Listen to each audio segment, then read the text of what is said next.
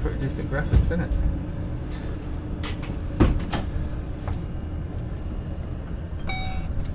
So you've got master cautions. This is a common thing when you power up the aeroplane, it realises things aren't in the right place. So just hit the master caution, cancel it, and we'll get this screen appear just now. So there's a good chance now to have a feel with your CCD, your cursor control device. You've got one each, and you'll be able to move it around. Yours won't yet because you haven't got power to it. Okay, you got can see it. it moves across. So it moves to only a certain height. Yes, you can't ever go into that top bit, the attitude part of the screen. Right. It won't let you in there. Okay. Now, as you move into certain windows, some things will highlight. So if you keep bringing it to the right a little bit, then it will highlight a little blue box around that lower 1/6 window. Yeah. You see? Mm-hmm. Now you could change what you've got displayed on your screen just there. So if you push the menu key, it's the middle one, it'll give you options for what you're looking at there. So you're currently looking at engine trim fuel. Mm-hmm. You could display, say, the sensors page there. So for example, if you scroll down to sensors and click with the side of the cursor, that's a bit like enter, that will now change what you're looking at on there. Right. So depending on phases of flight, we might display different things in that window. So could you go ahead and select engine trim fuel in that window for me, please, mate? So we'll press menu again. Yeah. And top one. That's it. Now the other thing to see with these is you can jump between screens as well.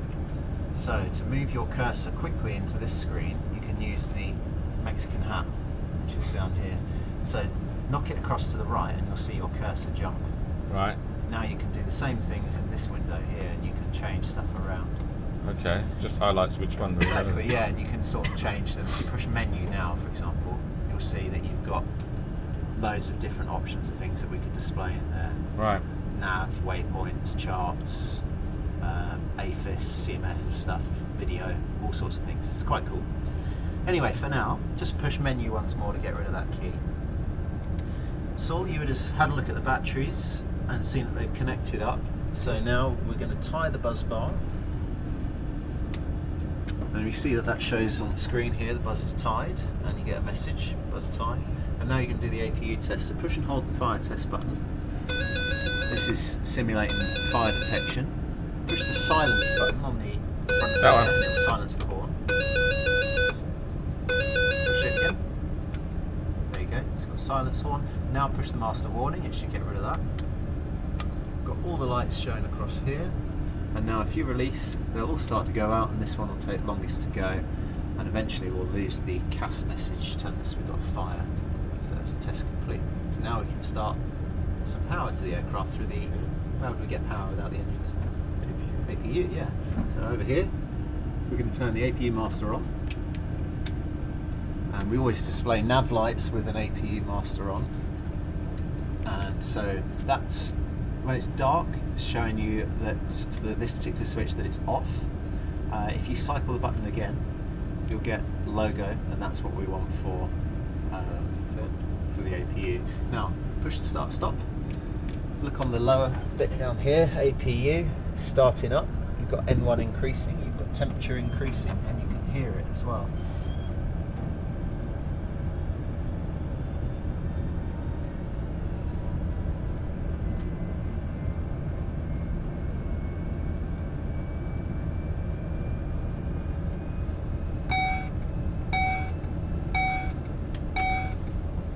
Now once the APU is started, as we can hear and see it's connected to the electrics on here, you can go ahead and power up the rest of the screen. So turn on all of the remaining electric buzz bars.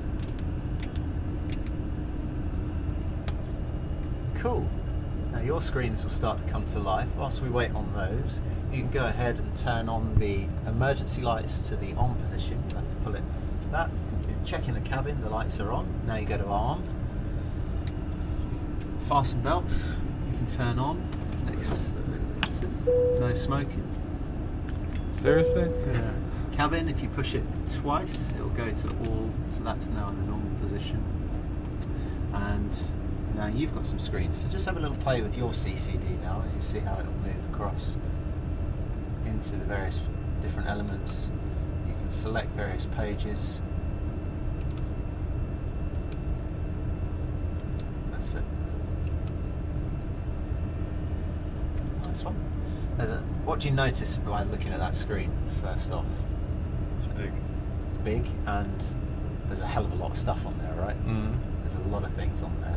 So we'll have a look at it in a moment when we sort of come to see what's displayed. In the meantime, you would be, as pilot monitoring, you would now be putting up some information into the FMS.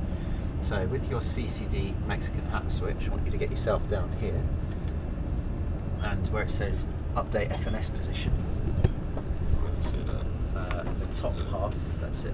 If you click that, it's like GPS 1. I'm going to use GPS 1 signal, apply.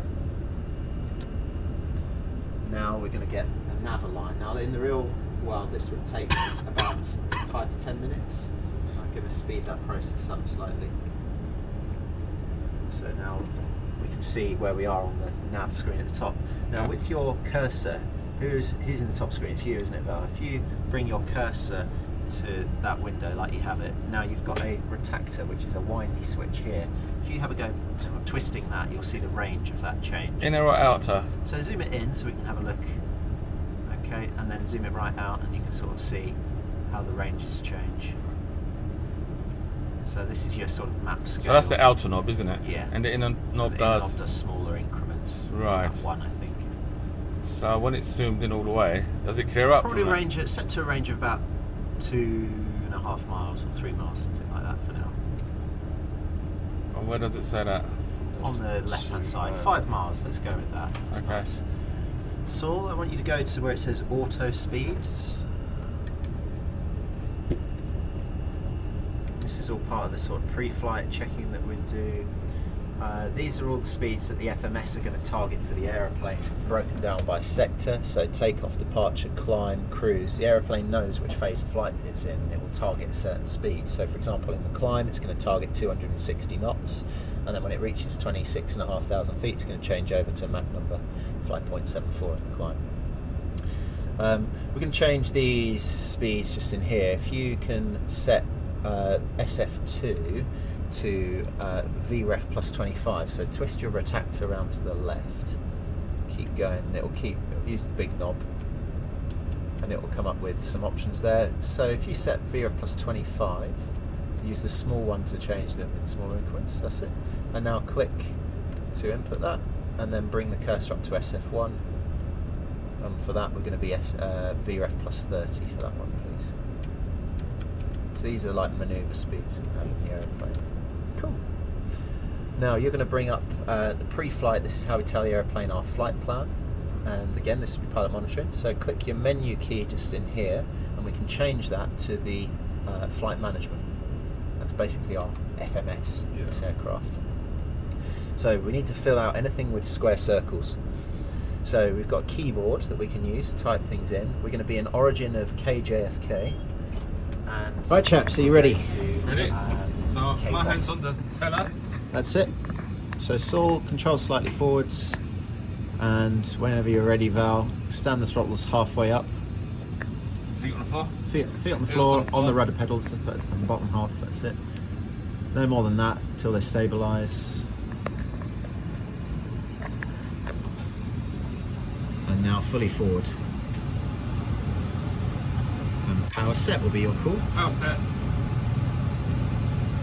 Check his speeds are correct, yours match. 70, 80 knots.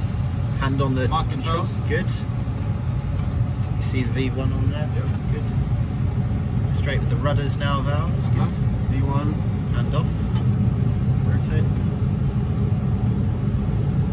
Pitch bars to 15, keep it coming back.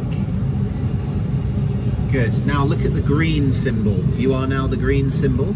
Fly into the pink ones. Right into the pink one. Yes, that's it. That is your flight director. Positive rate. Positive rate. Gear up. There you go. Good.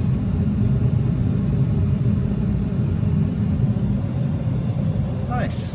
Then you would call by looking on the screen on the right hand side. Gear is up when Do it's I follow the direction as well? Follow it around to the left, that's it, your left turn. See that little marker we've crossed on the altitude tape? That's our acceleration, so you would call TOSA. TOSA. And above VFR, when Val lowers the nose to get into the pink, So above VFR, then you would call SF clean, which means clean the flaps up. So you're going to come down here, SF clean. retract the flaps. Nice. Now if you look on the top of the PDU, you see you've got auto throttle N1. Yep. So the auto throttle's engaged and it's holding a speed of 186 knots. Can you see that? Yep. Val, on the left of the controls, you've got trim, electric That's trim. where that is. That's it. So you'll hear a little clacker going. You push both together. That is telling you you're trimming.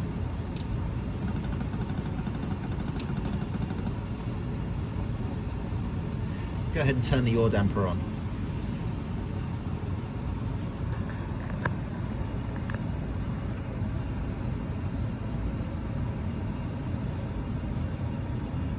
Thousand feet to level off. You see it's changing to ACEL mode, so it's going to capture the altitude. So just follow the flight director now as it pitches you down, and it will send you towards a level path. The speed target's gone up to 250 knots. How's it feel? Yeah. You're on your way to Boston. There we go. And out green. So any time you see an FMA change, the pilot flying should call it out. Out green. If he doesn't, you would call it. Okay. 3,000 feet, use the path wheel, so that one there. That looks good. You can see on your vertical profile you need a bit more path to match the white. That's it. Good. So now Do you want at the cabin now while into London? we're landing, thank you. Now what we've got is on the right hand side of your screen, to the right of your pitch bars, can you see you've got a little pointer, solid pointer in white? Down there. That's it. That's a bit like your ILS indication. Good, So okay. we're above the slope at the moment, Yep. which is why we are pathing at 3.5 degrees to try and Catch recapture it. Okay. Yeah. You can wind the 3,000 feet down to 1,700.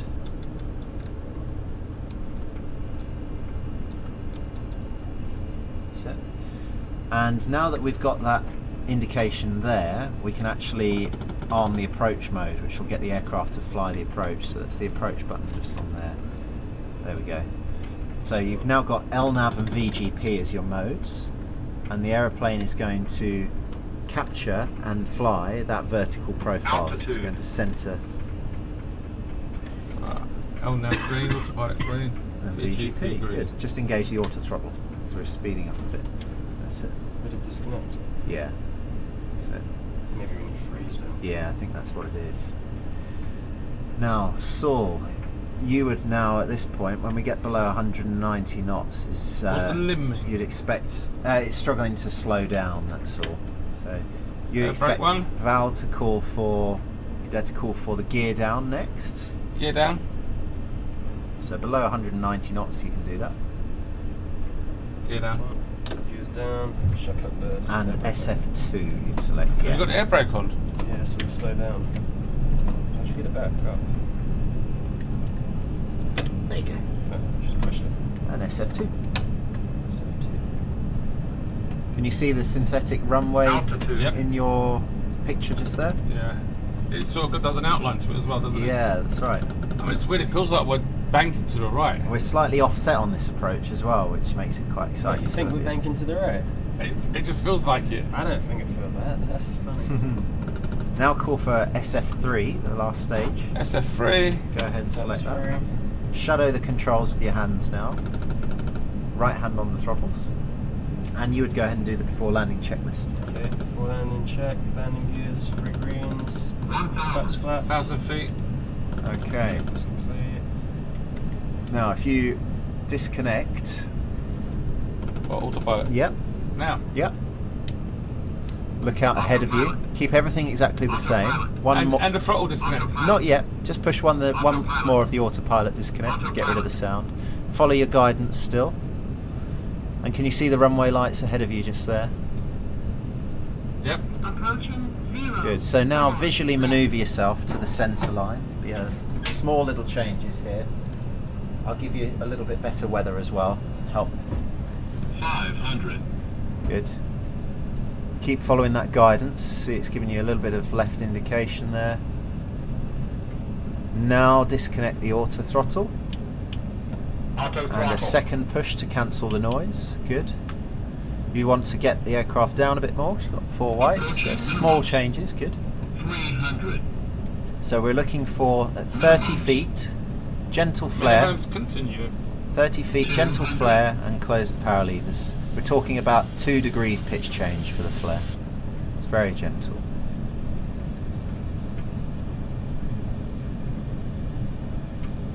$50, $40, $30, Good. No more than that.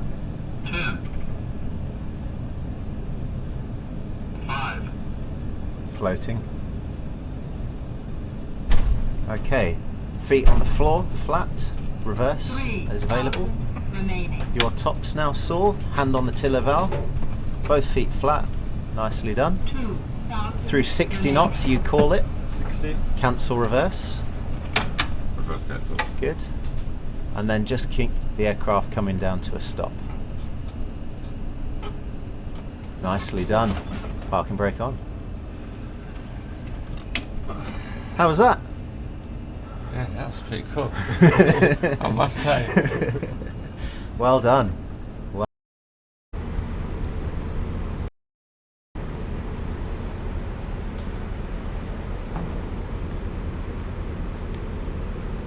Thank you for flying Kamikaze Airways. Yep.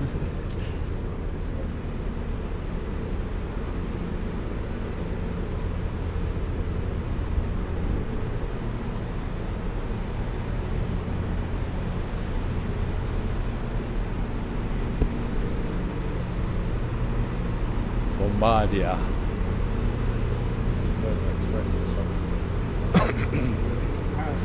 Let's have a quick peek in here.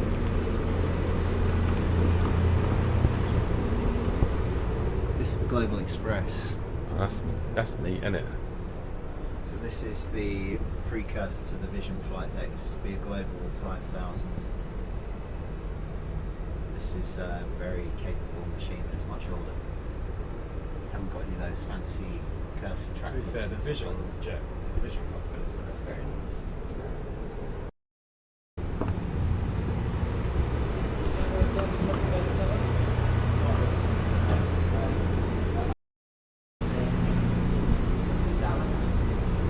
Oh, the Phenom.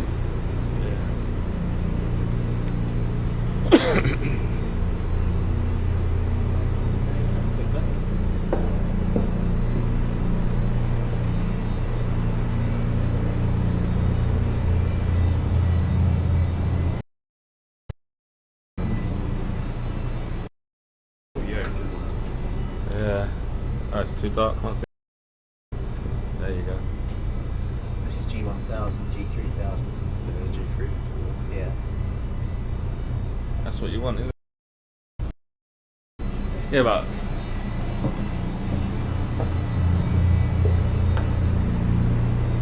have you got a Pilatus?